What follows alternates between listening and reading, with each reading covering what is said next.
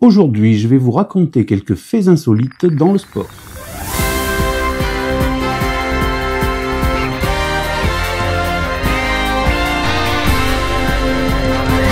Nous avons déjà parlé sur la chaîne du marathon des JO de 1904.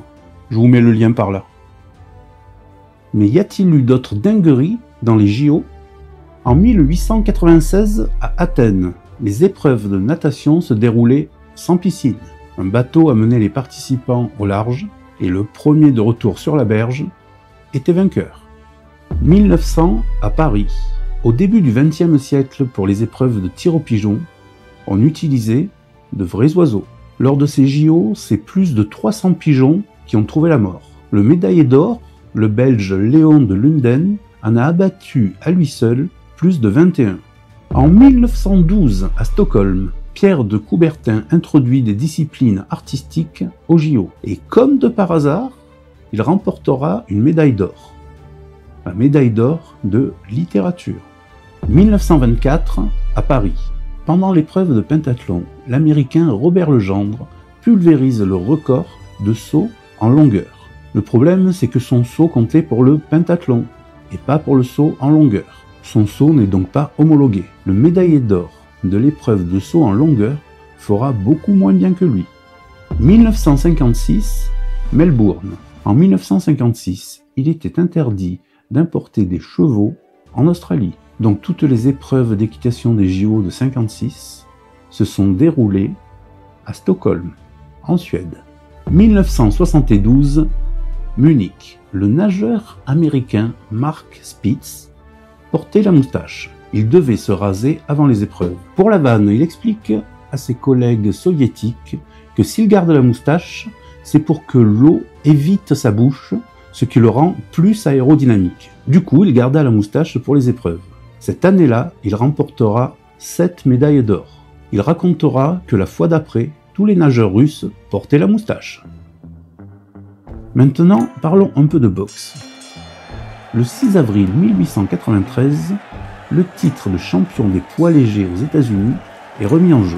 Le champion en titre s'étant retiré, le combat opposera Jack Burke, 24 ans, à Andy Bowen, 26 ans.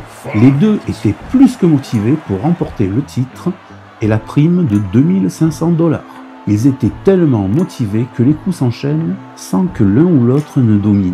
Les rounds défilent.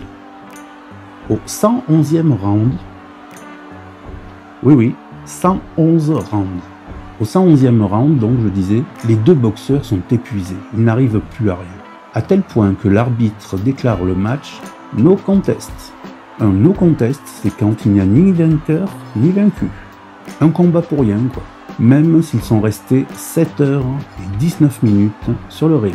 Ce qui en fait le combat de boxe le plus long de l'histoire. Ils garderont tous les deux des séquelles, mais ils essayeront tout de même de continuer leur carrière. Andy Bowen, qui voulait arrêter la boxe, mais finalement reprend les gants, combattra 4 matchs de plus. Au dernier, il sera mortellement blessé. Bien que Jack Burke eut tous les os des mains brisés, il reprendra sa carrière quelques temps plus tard. Maintenant, parlons un peu foot. Connaissez-vous Franck Jurietti? Il a pourtant un record. Le record de la carrière internationale la plus courte. Lors d'un match France-Chypre en 2005, l'entraîneur le fait rentrer à la 91e minute pour remplacer Sidney Govou. Il jouera 5 secondes. L'attaquant polonais Robert Lewandowski marquera 5 buts en 9 minutes le 22 septembre 2015. En 1978, lors de la Coupe du Monde en Argentine, la France devait rencontrer la Hongrie. La Hongrie avait prévu de jouer en blanc. Bien que la FIFA avait envoyé un fax à l'intendant de l'équipe de France pour le prévenir, il n'avait prévu que des maillots blancs lui aussi. Il dut parcourir les rues de Mar del Plata en un temps record pour trouver d'autres maillots. Lors de ce match, les Bleus joueront en vert avec les maillots du club Atlético Kimberley. En 1996, l'Islande et l'Estonie se rencontrent pour un match amical. Pendant le match, le jeune Edur Gudjohnsen, 17 ans, remplace un autre joueur, Arnór Gudjohnsen, 34 ans. Son père et fils jouaient ensemble dans l'équipe nationale d'Islande. Merci d'avoir regardé cet épisode des Insolites consacré au sport. Mais en attendant, likez, commentez, partagez, abonnez-vous et on se revoit lundi prochain. Bonne semaine!